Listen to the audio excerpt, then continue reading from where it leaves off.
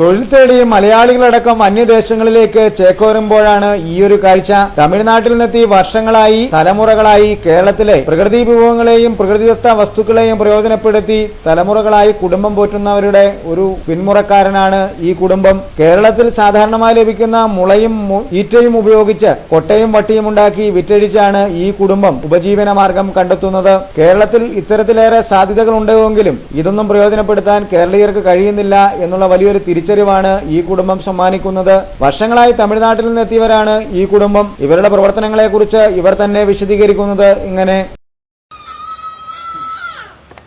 ഞങ്ങളുടെ വീട് തമിഴ്നാടാണ്, കമ്പത്തിൽ നിന്ന് വരുവാണ്.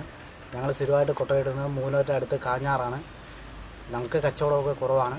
ഈ പ്ലാസ്റ്റിക്കും കാരണമൊക്കെ വന്നുകൊണ്ട് നമുക്ക് ബുദ്ധിമുട്ടും കാര്യങ്ങളൊക്കെയാണ്. അപ്പോൾ ഇതിന് നല്ലൊരു കച്ചവടമാണ്, എന്നാലേ നമ്മൾ ജീവിക്കാൻ പറ്റുള്ളൂ. വീട്ടിലേക്കൊക്കെ ഭയങ്കര ബുദ്ധിമുട്ടാണ്. ഇവിടെ ഞങ്ങൾ കൊട്ട കെട്ടാൻ വേണ്ടി വന്നതാണ്. സ്ഥിരമായിട്ട് പരമ്പര 10-50 വർഷമായിട്ട് ഞങ്ങൾ ഇവിടെ തന്നെയാണ്.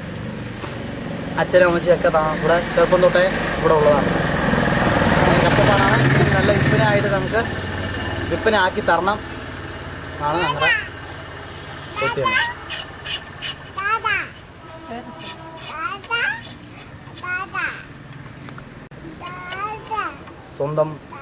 സ്വന്തമായിട്ട് சொல்லுங்க, ஏதாவது பேசுங்க.